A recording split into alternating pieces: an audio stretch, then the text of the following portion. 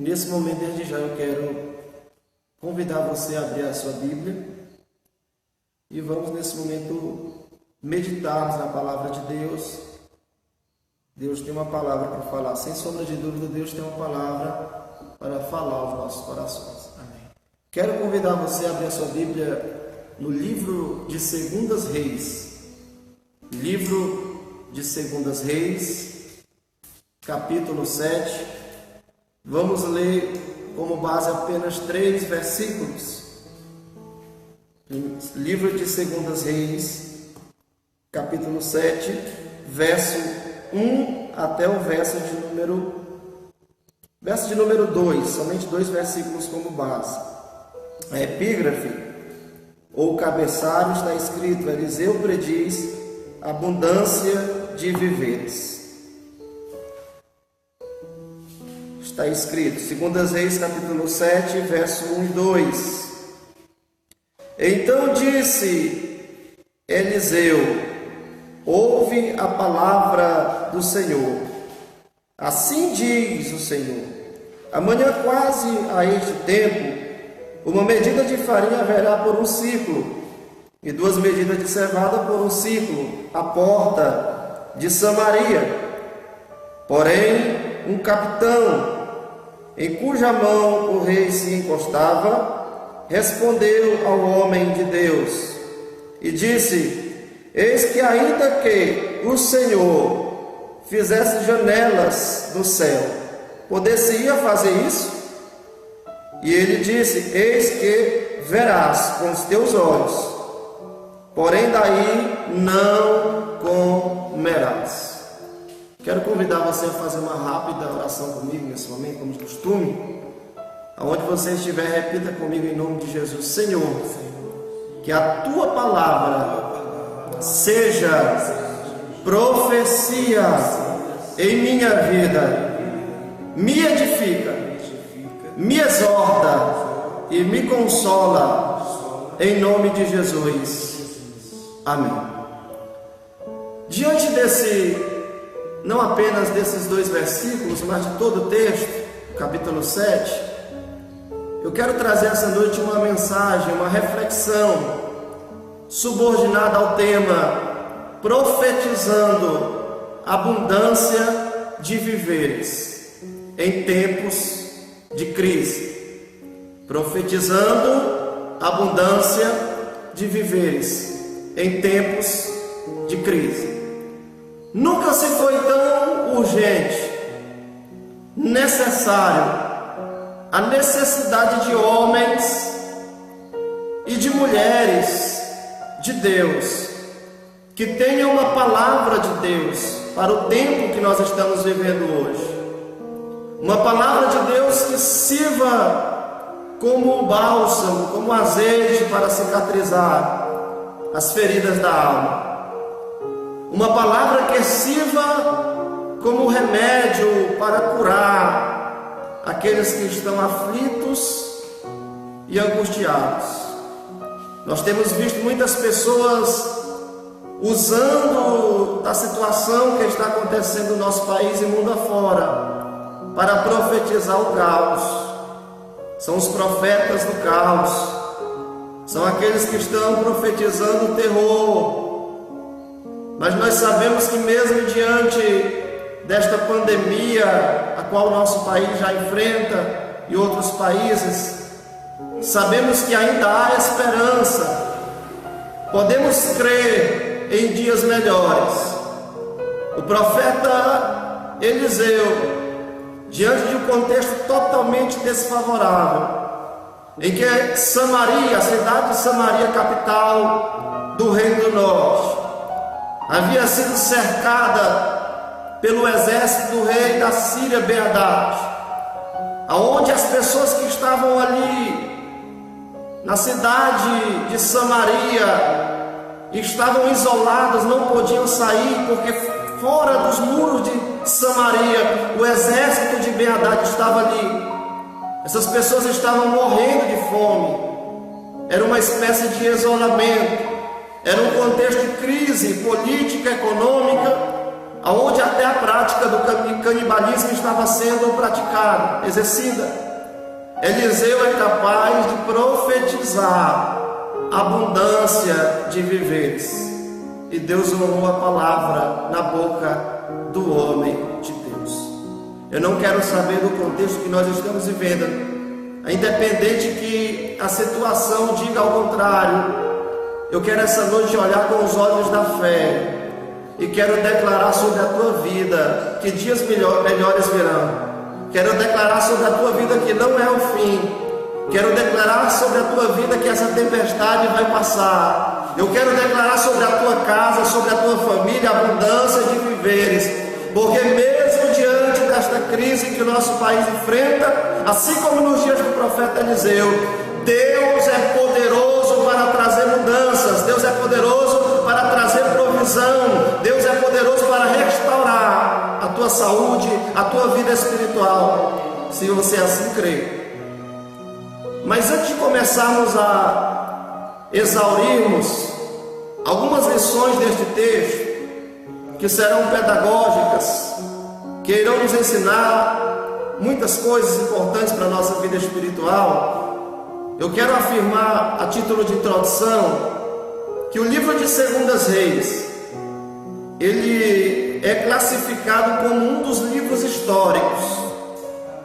E este livro narra o período da monarquia, em que a nação de Israel estava sendo liderada por homens que Deus levantava como reis, que eram homens que eram representantes de Deus, que deveriam administrar e cuidar do rebanho da nação. A monarquia que começa com Saul, ela vai enfraquecer após a morte de Salomão, no ano 931 a.C., quando Salomão morre. O seu filho Roboão é o seu sucessor. Por causa da falta de maturidade e discernimento, Roboão não segue o conselho dos anciões e dá ouvido aos jovens. E acontece uma divisão em Israel. Das 12 tribos, 10 tribos seguiram a liderança cismática de Jeroboão II, formando o que nós conhecemos como o Reino do Norte, Reino de Israel, cuja capital é Samaria. 2 tribos permaneceram debaixo da liderança de Roboão, formando o Reino do Sul, conhecido como o Reino de Judá, cuja capital é Jerusalém. O Reino do Norte, o Reino de Samaria, durou cerca de 120 anos, melhor dizendo. E nesse período de 120 anos, passaram-se 19 reis, e todos estes homens desobedeceram a Deus. E todos estes homens fizeram o que era mal aos olhos do Senhor. E sempre que um rei apostatava e desobedecia a palavra, os mandamentos do Senhor, e induzia o povo à idolatria, Deus, ele punia a sua nação e permitia que uma nação pagã invadisse. Era uma forma de Deus então disciplinar o seu povo. E quando nós olhamos para o capítulo 7 e olhamos também para o capítulo de número 6, do verso de número 24 até o verso de número 33, nós iremos entender o contexto. No verso de número 24, a Bíblia vai dizer que o rei da Síria, rei Ben-Hadad, havia reunido todo o seu exército e havia sitiado Samaria. Verso 24 diz: e sucedeu depois disso que Ben-Hadad, rei da Síria, ajuntou todo o seu exército e subiu e cercou a Samaria. Consequência disso, quando a cidade de Samaria, que era a capital do Reino do Norte, estava cercada no reinado de Joroão, filho de Acabe, as pessoas começam a passar necessidades, porque o comércio de Samaria funcionava fora da cidade, na entrada, na porta da cidade. As cidades medievais como Samaria, Jericó, Jerusalém, eram cidades cercadas por muralhas. E agora o rei da Síria, Ben-Hadad, com todo o seu exército, eles começam a cercar a cidade de Samaria. E agora aquele povo começa a passar por uma espécie de crise econômica, crise financeira, de maneira que o comércio já não começa mais a fluir, a funcionar. Ninguém pode vender, ninguém pode comprar. O povo estava isolado dentro da cidade de Samaria. E essa crise começa então a se agravar, de tal forma que a Bíblia diz no verso de número 25: e houve grande fome em Samaria, porque eis que cercaram até se vendeu uma cabeça de jumenta por 80 peças de prata. A fome era tão grande, a necessidade era tão grande, a crise econômica era tão grande, que as pessoas começavam a comprar uma cabeça de jumento por 80 peças de prata, ou ciclos, equivalente a 1 quilo de prata para uma cabeça de uma jumenta. E nós sabemos que na lei mosaica, conforme diz em Levíticos capítulo 11 e o verso de número 27, o jumento era um animal impuro. Mas agora a necessidade fala mais alto. O povo está desesperado ao ponto de pagar 80 peças ou ciclos de prata para comer a cabeça de um jumento. E não para por aí. O verso de número 25 diz, na parte B, da seguinte forma: e a quarta parte de um cabo de esterco de pomba por 5 peças de prata. Essa quarta parte de esterco de pomba não está falando do excremento do pombo. Naquela época, na Palestina, ainda hoje existe essa espécie de planta. Havia uma planta com um bulbo comestível que recebeu esse apelido, essa nomenclatura. Hoje é conhecido em Jerusalém como estrela de Belém, é uma espécie de planta. E naquela época a fome é tão grande que as pessoas estão pagando 5 ciclos de prata ou peças de prata por esta planta comestível. Acontece o desespero em Samaria. As pessoas estão desesperadas porque dentro da cidade de Samaria há fome. E fora da cidade de Samaria, Ben-Hadad está com o seu exército, fortemente armado, preparado para invadir a cidade. Fora das muralhas de Samaria, a morte. Dentro das muralhas de Samaria, a fome impera, de tal forma que não para por aí. A Bíblia vai dizer, no versículo de número 26, até o versículo de número 29, que a fome é tão grande, que o rei Jorão está andando em volta das muralhas de Samaria, e de repente ele encontra 2 mulheres, e essas mulheres estão desesperadas, e elas vão abordar ele, e ele vai dizer da seguinte forma: se o Senhor não nos ajuda, não ajuda vocês, de onde eu posso ajudar vocês? Da eira ou do lagar? Ora, à altura do campeonato já não havia trigo, à altura do campeonato já não havia vinho, as pessoas estavam perecendo de fome. Mas o rei, curioso para saber qual era o problema daquelas mulheres, ele pergunta qual era a causa. E uma daquelas mulheres diz: esta mulher disse a mim, me dá o teu filho, vamos comer ele hoje, e amanhã comeremos o meu. E no dia subsequente, aquela mulher escondeu seu filho. E agora nós podemos ver que as pessoas estavam desesperadas ao ponto de praticar o canibalismo. Era um momento de crise, era um momento de crise política, crise espiritual, ao ponto das pessoas recorrerem à prática do canibalismo. E diante desse texto, quando o rei é informado desta situação que estava acontecendo, o que me chama a atenção é que a Bíblia diz no capítulo 6 e o verso de número 30: e sucedeu que, ouvindo o rei as palavras desta mulher, rasgou as suas vestes, ia passando pelo muro, e o povo viu que trazia cilício por dentro sobre a sua carne. Na tradução da Revista Atualizada de Almeida diz que ele rasgou as suas vestes e havia pano de saco por dentro das suas vestes reais.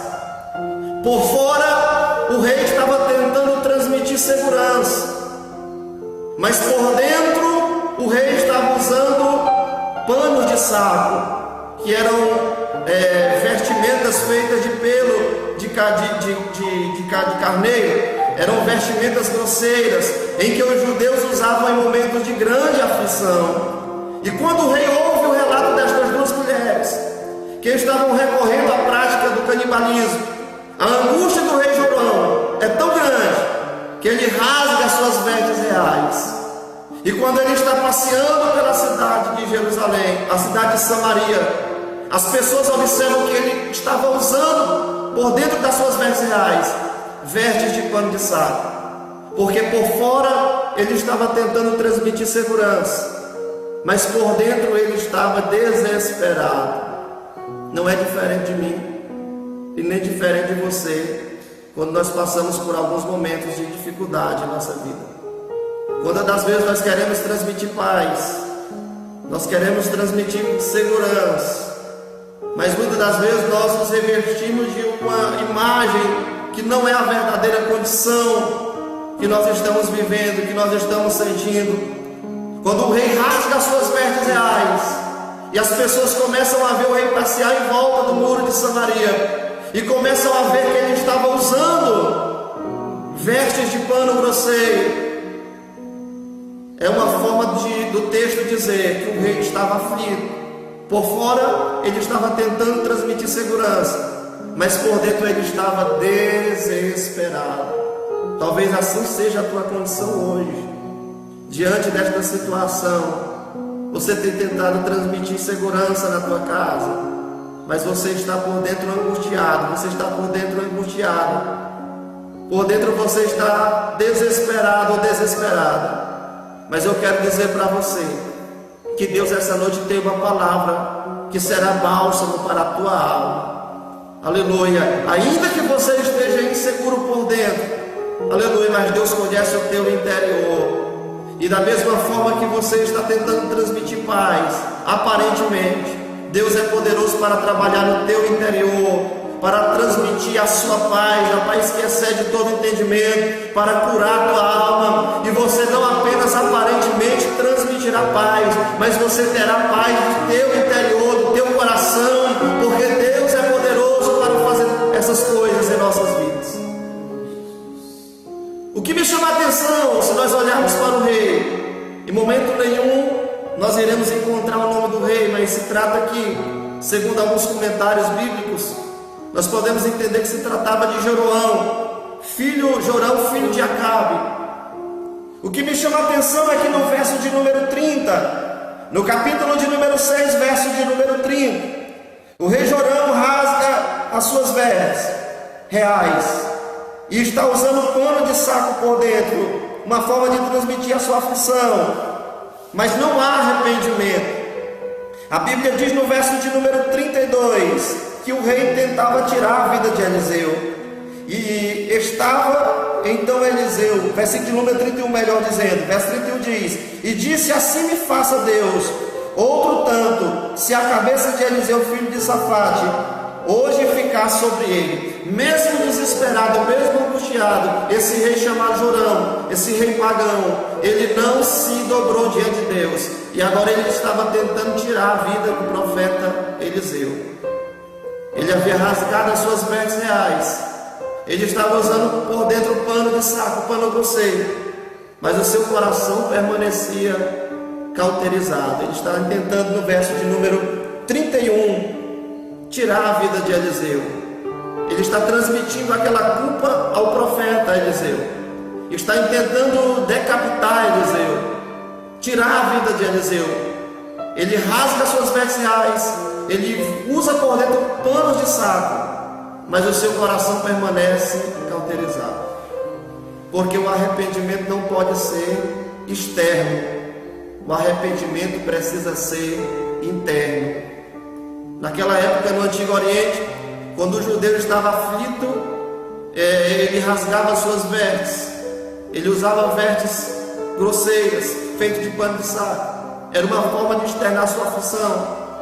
Mas a Bíblia nos revela que no decorrer dos anos essa prática foi se tornando algo teatral, porque as pessoas rasgavam as vestimentas, mas o coração permanecia cauterizado. Note que no verso de capítulo 6, verso 30, ele rasga as suas vestes, mas no verso 31, no verso que vem a seguir, ele está intentando tirar a vida do profeta Eliseu, porque o seu coração permanecia cauterizado. A Bíblia diz no livro do profeta Joel, capítulo de número 2, versículo de número 13: rasgai o vosso coração e não as vossas vestes. Então nós precisamos entender que o arrependimento precisa ser interno, precisa ser algo que começa aqui dentro, na nossa alma, no nosso coração, para que Deus possa agir em nossa vida. E quando este rei Jorão está tentando tirar a vida de Eliseu, ele manda um dos seus mensageiros até a casa de Eliseu. Nessa altura do campeonato, Deus agora revela a situação a Eliseu. Eliseu está em sua casa com os anciões, e Eliseu diz para as pessoas que estavam ali com ele: não deixe o seu mensageiro entrar, empurre ele da porta para fora, porque o seu Senhor vem logo atrás. Em outras palavras, Eliseu estava dizendo: aquilo que eu tenho para tratar, eu não vou tratar com o seu servo, eu vou tratar com o rei. E quando o rei Jeroboão chega na presença de Eliseu, ele já chega diferente, ele já chega mais aquebrantado, ele já começa a se render e aceitar o que estava acontecendo e entender que não era o profeta Eliseu, mas era Deus que estava fazendo. Porque no verso de número 33, o rei se dirige as seguintes palavras a Eliseu: e estando ele ainda falando com eles, eis que o mensageiro descia a ele, e disse o rei: eis que este mal vem do Senhor, que mais, pois, esperaria do Senhor? O rei agora está sem saber o que fazer. O rei agora está reconhecendo que era Deus que estava criando aquela situação. E diante desse contexto, no capítulo de número 7, agora o profeta Eliseu vai trazer uma mensagem de paz, vai trazer uma mensagem, vai profetizar uma palavra de abundância de viveres, naquele momento de crise, naquele momento tão conturbado. A Bíblia diz no capítulo de número 7, e o verso de número 1: então disse Eliseu: ouvi a palavra do Senhor. Assim diz o Senhor: amanhã, quase a este tempo, uma medida de farinha haverá por um ciclo, e 2 medidas de cevada por um ciclo à porta de Samaria. Eliseu agora está profetizando abundância de viveres diante daquele momento tão difícil e tão conturbado. Se nós analisarmos o contexto, nós iremos entender que o capítulo de número 7, ele não está em ordem cronológica, conforme diz alguns comentaristas, estudiosos. Nós podemos entender que a fome era tão grande em Samaria, uma vez que o capítulo 7 não está em ordem cronológica, nós iremos entender que esse cerco em Samaria acontece logo após os 7 anos que aquele povo havia passado de fome. No capítulo de número 8, versículo 1 e 2, a Bíblia diz que houve 7 anos de fome.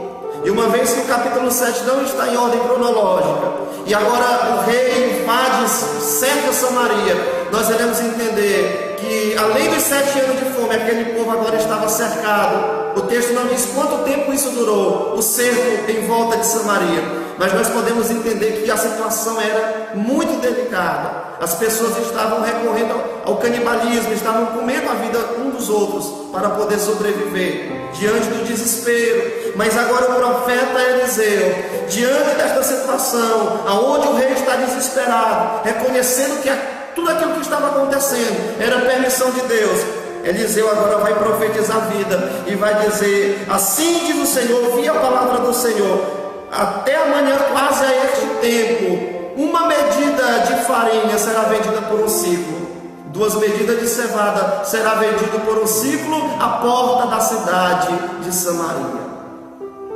E diante desta palavra, aonde esse profeta profetiza restauração, aonde esse profeta profetiza abundância de viveres, aquele homem a qual o rei confiava, um dos seus guardas, dos seus oficiais, ele vai questionar Eliseu, ele vai duvidar da palavra de Eliseu. A Bíblia diz no verso de número 2: porém um capitão, em cuja a mão o rei se encostava, respondeu ao homem de Deus e disse: eis que ainda que o Senhor fizesse janelas no céu, poder-se-ia fazer? E o profeta Eliseu responde no verso de número 2: e disse: eis que verás com os teus olhos, porém daí não comerás. Quantas das vezes as pessoas estão duvidando do que Deus pode fazer? Diante da palavra profética, diante do que Deus pode fazer na tua vida, na tua casa, no nosso país, no nosso estado, as pessoas ainda continuam duvidando. Mas Eliseu está dizendo: olha, a partir da manhã, quase é esse momento, uma medida, 2 medidas de farinha será vendido por um ciclo, 2 medidas de cevada será vendido por um ciclo à porta da cidade. Em outras palavras, Deus iria realizar um grande milagre na cidade de Samaria. Deus iria colocar um fim no isolamento. As pessoas voltariam a exercer as suas atividades. A economia iria voltar ao normal. Mas um dos homens do rei Joram está duvidando do profeta Eliseu. Está dizendo: ainda que o Senhor abra janelas do céu, poderia acontecer, acaso isso poderia acontecer? E Eliseu diz para aquele homem: olha, tu verás com os teus olhos, mas tu não provarás. As pessoas hoje estão ouvindo a mensagem de Deus, as pessoas hoje estão ouvindo muitas pessoas pregarem e dizerem: Jesus vai voltar, Jesus vem arrebatar a sua igreja, Jesus vem estabelecer o milênio aqui nesta terra. E as pessoas estão duvidando, não acreditam na volta de Jesus, não acreditam que Deus tem um propósito para um povo, que Deus vem buscar um povo, o arrebatamento da igreja. Mas essas mesmas pessoas que duvidam que o Filho de Deus irá voltar, infelizmente elas vão ver, mas não vão participar daquele momento. Porque Jesus ele vem buscar aqueles que estão esperando a sua volta. O arrebatamento da igreja se aproxima. Quem será arrebatado? Somente aqueles que creem em Jesus Cristo. Todos aqueles que escarnecem, todos aqueles que duvidam, que criticam, que escarnecem e que não acreditam que Jesus vem arrebatar um povo, a sua igreja, irão ver, mas não irão participar das bodas. Uma coisa é ver, outra coisa é participar. A Bíblia diz: todo olho o verá e toda língua confessará que só Jesus Cristo é Senhor, para a glória de Deus Pai. Filipenses capítulo 2 verso 11. Muitas pessoas que estão duvidando do Evangelho, muitas pessoas que não acreditam na vida de Jesus, que não se dobram diante de Jesus, naquele dia vão se dobrar e vão reconhecer que só Jesus Cristo é Senhor, para a glória de Deus Pai. Se você não crê que Jesus é poderoso para mudar a tua história, se você não é capaz de se dobrar diante da mensagem do Evangelho, naquele dia você vai se dobrar diante do trono branco de Deus. Então é melhor crer na palavra, é melhor tomar posse da palavra profética, é melhor acreditar no que Deus pode fazer, mesmo em meio a esse contexto de crise a qual nós estamos enfrentando, do que ficarmos presos ao ceticismo, à incredulidade. Quantas pessoas hoje estão profetizando o caos, mas Eliseu ele vai na contramão da crise. Eliseu vai na contramão daquela situação. Aos olhos dos moradores de Samaria era impossível. A fome estava predominando, o canibalismo estava predominando. As pessoas estavam pagando 80 peças de prata para comer a cabeça de um jumento, 5 peças de prata para comer uma planta. Naquela época chamada, que recebeu o apelido de esterco de pomba. As pessoas estavam desesperadas, mas Eliseu vem na contramão. Ele diz: olha, amanhã mais ou menos a esta hora, uma medida, 2 medidas de farinha será vendida por um ciclo, 2 medidas de cevada será vendido por um ciclo. Eu prefiro crer do que duvidar. Eu prefiro tomar posse do que duvidar do que Deus pode fazer. Samaria foi salva daquele cerco. A economia de Samaria foi restaurada, porque Deus honrou a palavra do homem de Deus.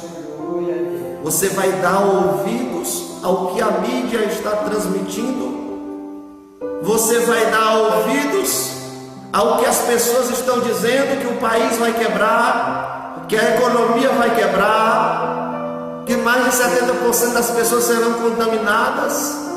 Ou você vai dar ouvidos à palavra profética essa noite, ao que Deus pode fazer em nossa nação? Eu prefiro andar na contramão da crise, eu prefiro andar na contramão da situação, e prefiro crer debaixo da palavra profética, acreditar que Deus é poderoso para restaurar essa nação, Deus é poderoso para limpar esse país, tirar os corruptos, Deus é poderoso para trazer abundância de viveres e para fazer da nossa nação um celeiro para alimentar muitas nações, porque esse é o Deus que nós servimos.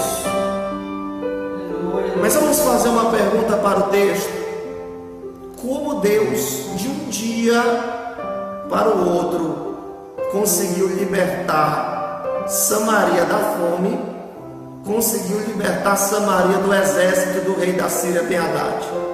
Como foi que Deus realizou este feito? É muito interessante, porque para libertar Samaria da fome e do exército do rei Ben-Hadad, rei da Síria, Deus não usou o profeta Eliseu, Deus não usou o exército do rei Jorão, não, Deus usou 4 homens leprosos. A Bíblia diz no capítulo de número 7, versículo de número 3: e 4 homens leprosos estavam à entrada da porta, os quais disseram uns aos outros: para que estaremos nós aqui até morrermos? Verso 4: e se dissermos, entraremos na cidade, há fome na cidade, e morreremos aí. E se ficarmos aqui, também morreremos. Vamos nós, pois, agora, e demos conosco no arraial dos sírios. E se nos deixarem viver, viveremos. E se nos matarem, então, somente morreremos. Deus, para libertar Samaria da fome e da espada, usou a vida de 4 homens leprosos que estavam à porta de Samaria. Naquela época, os leprosos não podiam entrar na cidade, segundo a lei de Moisés. Capítulo 13 de Levítico, versículo 49, os leprosos eram isolados com leprosário fora da cidade. E esses homens estão fora de Samaria, estão à porta da cidade.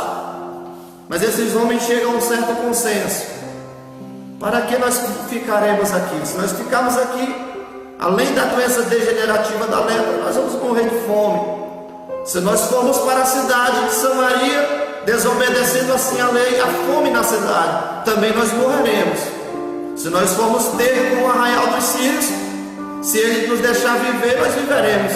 Caso contrário, então nós morreremos. De outras palavras, se nós ficarmos aqui, nós vamos morrer. Se nós tentarmos dialogar com os sírios, nós podemos morrer. Mas se é de morrer ficando aqui, é melhor morrer tentando. Diante da crise, diante do problema, diante da situação, nós temos 2 opções. A primeira é não se conformar com a situação e esperar a morte chegar. E a segunda opção que eu vou sugerir para você, a melhor, é reagir diante. Aqueles homens marcaram a história de Israel, aqueles 4 leprosos, porque não se conformaram com aquela situação. Se eles tivessem permanecido ali à porta de Samaria, teriam morrido, ou da fome ou da doença degenerativa, a lepra. Mas aqueles homens ficaram registrados na história, porque eles tiveram a atitude de fazer o que Jorão não foi capaz de fazer, o que o exército do rei Jorão não foi capaz de fazer. Eles tiveram a atitude de ter com os sírios no arraial dos inimigos. Eles se levantaram, eles foram ao encontro do exército dos sírios, do rei Ben-Hadad, rei da Síria. E nessa noite você vai permanecer sentado, você vai deixar essa depressão tomar de assalto o teu coração, você vai se conformar em viver o resto da tua vida à base de remédios para conseguir dormir, antidepressivos? Ou você vai se levantar dessa cama? Ou você vai tomar a atitude de se levantar deste leito, desta situação e reagir? O conselho que eu tenho para você, diante desta depressão, diante desta angústia, diante desta aflição, reaja.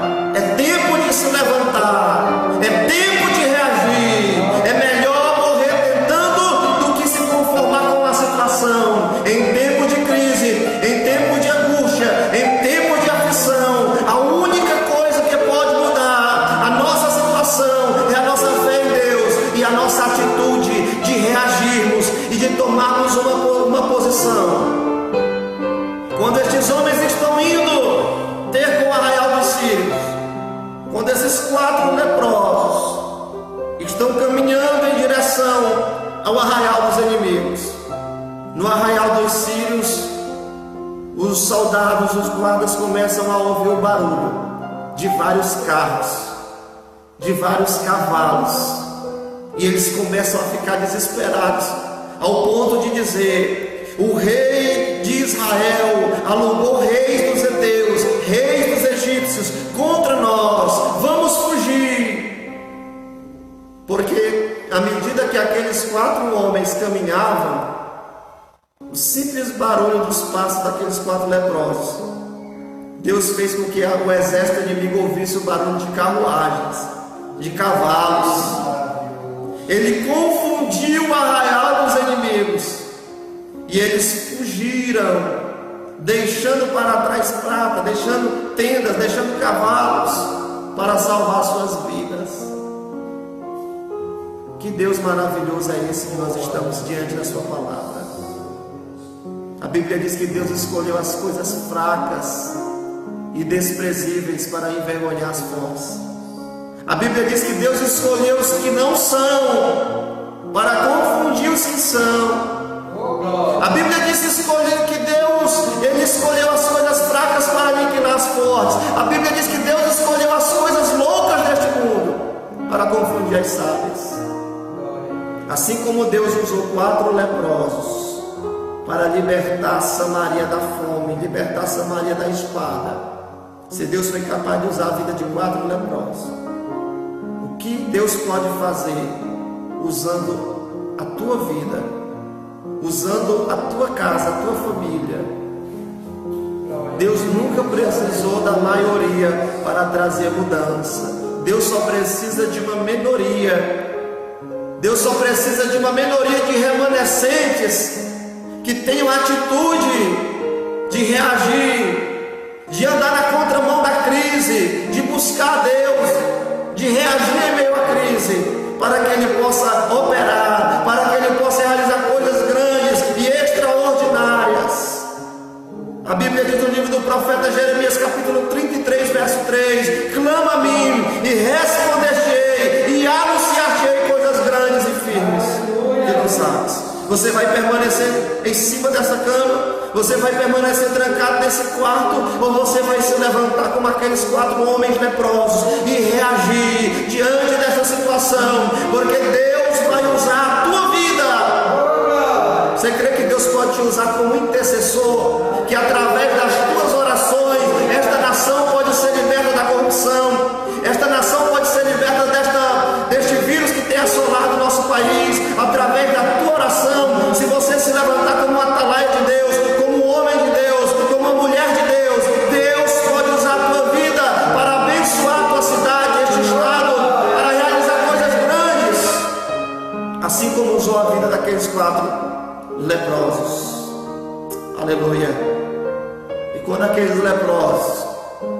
Eles chegam no arraial dos inimigos. O arraial está vazio. Eles encontram cavalos. Eles entram na primeira tenda, tomam para si prata, ouro, vestes, comem, encontram comida. E eles estouram, escondem. E entram em outra tenda, comem também. E a Bíblia vai dizer no capítulo de número 7 e o versículo de número 9 que aqueles homens, quando eles estão ali, estão participando agora dos despojos, porque essa altura do campeonato o exército havia fugido, deixando roupas, deixando indumentárias para os guardas, para tentar fugir do grande exército que Deus havia feito eles ouvir. E agora aqueles homens estão ali, e no verso de número 9 eles chegam ao consenso. No verso de número 9 está escrito: então disseram uns para os outros: não fazemos bem. Este dia é dia de boas novas. Se nos calarmos e esperarmos até a luz da manhã, algum mal nos sobrevirá. Pelo que agora vamos e anunciamos a casa do rei. Aqueles homens, aqueles 4 leprosos, eles pensaram da seguinte forma: se nós retemos o que recebemos, porque eles sabiam que aquilo ali era Deus que havia feito, se nós ficarmos aqui, se nós ficarmos com os despojos, se nós ficarmos aqui na tenda nos alimentando, enquanto na cidade as pessoas estão morrendo de fome, algum mal nos sobrevirá, Deus poderá nos castigar. Então esse dia é um dia de boas novas. Vamos até a cidade e vamos anunciar ao rei tudo aquilo que havia acontecido. Sabe por que eu estou pregando a palavra de Deus aqui agora? Porque Deus foi misericordioso comigo. E eu provei um grande banquete que Deus me concedeu, a sua palavra. Ele me concedeu a salvação, Ele me concedeu o conhecimento da sua palavra. E de maneira alguma, vez que Deus me concedeu a graça de conhecer a sua palavra, eu poderei reter, eu poderei ser egocêntrico e reter apenas para mim. Eu estou aqui essa noite transmitindo essa mensagem, porque esta noite é noite de boas novas. O Evangelho é boas novas, é boas notícias de salvação. E assim como aqueles 4 leprosos não ficaram ali, não reteram os despojos, o alimento, mas foram até a cidade anunciar as boas notícias, boas novas, transmitir boas novas, a cidade que estava perecendo. Da mesma forma que Deus usou a vida daqueles 4 leprosos para transmitir aquelas boas novas, Deus conta com a tua vida, para que você possa transmitir às pessoas que estão lá fora uma mensagem de vida, uma mensagem de esperança, a mensagem de boas novas, o Evangelho. Nós não podemos reter, nós não podemos ser egoístas, nós não podemos reter aquilo que Deus tem nos dado. Nós precisamos compartilhar, porque existe uma cidade que necessita ouvir falar de Jesus, assim como Samaria necessitava ouvir aquela boa notícia, aquelas boas novas. A nossa cidade precisa ouvir falar de Jesus. O nosso estado do Piauí precisa ouvir falar de Jesus. O nosso país precisa ouvir falar de Jesus. E para falar, para transmitir as boas novas, Deus usou 4 leprosos. Se Deus foi capaz de confiar tamanha responsabilidade a 4 homens leprosos, Deus confia em você. Deus acredita em você, que você é capaz de transmitir uma mensagem de graça, uma mensagem de fé, e que vidas podem ser abençoadas e libertas e transformadas, porque Deus quer também usar a tua vida. Deus quer usar a tua vida. Quando aqueles homens se aproximam da cidade de Samaria, eles transmitem a informação aos atalaias, aos guardas que ficavam na muralha da cidade, aos porteiros. E agora aqueles homens levam a informação até o rei de Israel, o rei Jorão. O rei pensava se tratar de uma conspiração. O rei de Israel pensava que era uma armadilha, uma emboscada, e de antemão ele não aceita ir até o arraial dos sírios. Mas um dos seus homens, um dos seus conselheiros, o orienta a mandar 5 pessoas, 5 cavalos até o arraial para verificar se aquela informação era verdadeira. O rei está sendo notificado que os inimigos haviam fugido, que o arraial estava vazio, mas mesmo com aquela boa notícia, o rei estava duvidando. Ou coisa ruim é lidar com gente incrédula. Quantas das vezes Deus está falando, eu vou fazer, eu vou libertar, eu vou agir, e nós estamos duvidando. E quando Deus faz, quando Deus cumpre, quando Deus realiza, e nós temos ciência que Deus realizou o milagre, ainda assim duvidamos. Mas de repente um dos conselheiros do rei diz, olha, manda 5 homens lá, 5 cavalos, os que restaram, porque a boa parte dos animais foram mortos para servir de alimento. E o rei acaba mandando 2 cavalos, 2 homens, juntamente com aqueles leprosos, para ir até o arraial. E naquele momento eles se depararam com vertes no meio do caminho. No Vale do Jordão, que dava acesso ao arraial, havia vertes, havia prata, havia ouro, as tendas estavam vazias, havia cavalos, havia tudo o que eles precisavam. E a palavra na boca do homem de Deus se cumpriu. No outro dia, quase àquela mesma hora, o comércio de Samaria voltou a funcionar. Na porta de Samaria, agora 2 medidas de farinha estavam sendo vendidas por um ciclo. 2 medidas de cevada estavam sendo vendidas por um ciclo. Porque Deus honrou a palavra na boca do homem de Deus. Mas o que aconteceu com o porteiro? Com o homem em que o rei confiava? O homem que o rei confiava, o rei coloca na porta da cidade, conforme podemos inferir no capítulo 7, o verso 16. E as pessoas estavam tão desesperadas para entrar na cidade, que elas derribaram a porta da cidade, e a porta caiu sobre aquele homem que havia duvidado da palavra do profeta Eliseu. Ele foi esmagado pelo tropel da multidão. E a economia da cidade voltou ao normal. E a cidade de Samaria foi liberta da espada. E a cidade de Samaria foi liberta da fome. Aquele homem que havia duvidado da palavra do profeta, de fato, não viu. Ele não pôde provar daquela prosperidade. Ele viu, mas não provou da prosperidade. Mas liberta, porque Deus honrou a palavra na boca do homem de Deus. E nessa noite eu quero orar pela tua vida. Eu quero nessa noite, como Eliseu fez, eu quero andar na contramão da situação que nós estamos vivendo. Muitos estão pegando carona com a situação para profetizar caos. São os profetas do caos, são os profetas do pânico. Mas eu quero andar na contramão da situação. Eu não quero pegar carona com a situação. Eu quero andar na contramão desta situação que nós estamos vivendo. E nesse momento eu quero orar pela tua casa, pela tua família, pela tua vida. E quero profetizar sobre a tua vida a abundância de viveres. Independente da situação que o nosso país se encontra. Independente do pânico que as pessoas estejam hoje em nossa cidade, em nosso país.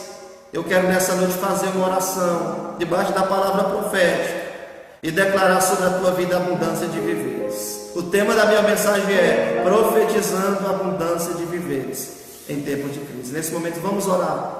Aonde você estiver, coloque a tua mão direita no teu coração e vamos nesse momento buscar a presença do Senhor. Eu creio que o Senhor vai te visitar aí agora, nesse momento. Assim como Ele libertou Israel, Ele é poderoso para te libertar desta situação, desta enfermidade, desta depressão, dessa tristeza, dessa angústia. E nesse momento nós vamos entrar em uma atmosfera espiritual e vamos clamar pelo nome do Senhor, o Deus Todo-Poderoso, o Adonai de Sabaoth, o Senhor dos Exércitos. Amado Deus e eterno Pai, Deus bendito, Deus de poder e glória, Criador dos céus e Criador da terra. Meu Deus, o contexto é desfavorável, o contexto é de caos, é de crise, mas nós cremos em dias melhores. Cremos que da mesma forma que o Senhor libertou, meu Deus, a cidade de Samaria, Israel, aquela nação da espada, da fome, o Senhor é poderoso para trazer mudanças.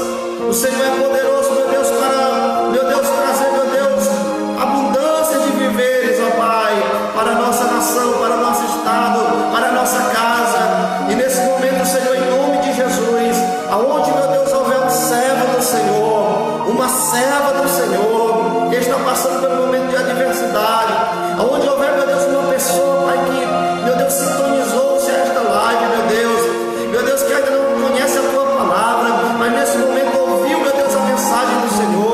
o Senhor possa, meu Deus, tomar de assalto este coração. Meu Deus, que a presença do Teu Espírito Santo, Pai, comece, meu Deus, a invadir, meu Deus, esta alma. Meu Deus, e que nesse momento, Pai, em nome de Jesus, o Senhor possa abençoar a vida desta mulher, a vida deste homem, trazendo, meu Deus, cura, trazendo, meu Deus, restauração, trazendo, meu Deus, a Tua provisão, ó Pai, em nome de Jesus. Oh glória, aonde você estiver, na tua casa, no teu quarto, aonde você estiver agora, receba, tome posse dessa palavra. Eu declaro sobre a tua vida, sobre a tua família, abundância de viveres. O homem está dizendo: dias piores virão, mas a última palavra sai da boca de Deus. Muitos são os intentos do coração do homem, mas a última palavra sai da boca de Deus. Receba sobre a tua vida a graça, a presença, o milagre de Deus que você necessita. Em nome de Jesus, como ministro de Deus, eu profetizo abundância de viveres sobre a tua vida. Em nome de Jesus, tome posse desta palavra, tome posse do teu milagre. Em nome de Jesus. Oh Deus, visita, meu Deus, essa pessoa que está enferma. Meu Deus, ainda que a medicina tenha nos enganado, mas Tu és o médico por excelência. Entra, meu Deus, neste hospital. Meu Deus, cura, meu Deus, esta pessoa, Pai, em nome de Jesus. Toma na Tua mão, meu Deus, essa pessoa que está passando, meu Pai, meu Deus, problemas financeiros, está faltando alimento, Senhor. Meu Deus, a Tua palavra diz: fui moço e agora sou velho, mas nunca vi um justo desamparado nem a sua descendência mendigar o pão. Ó Deus, seja com a Tua provisão nesta casa, Pai, trazendo, meu Deus, mantimento, trazendo, meu Deus, abundância de viveres, ó Pai. Meu Deus, visita, meu Deus, este celeiro, Senhor, com a Tua provisão. Em nome de Jesus, ó Pai, nós Te pedimos essa noite e todas essas bênçãos nós Te agradecemos em nome de Jesus. Amém. Você pode tomar posse dessa palavra? Guarde essa palavra no teu coração. O mesmo Deus que libertou Israel da espada e da fome é o mesmo Deus que pode agir na tua vida, na tua casa, na nossa cidade, no nosso estado, no nosso país. Em nome de Jesus, tome posse dessa palavra.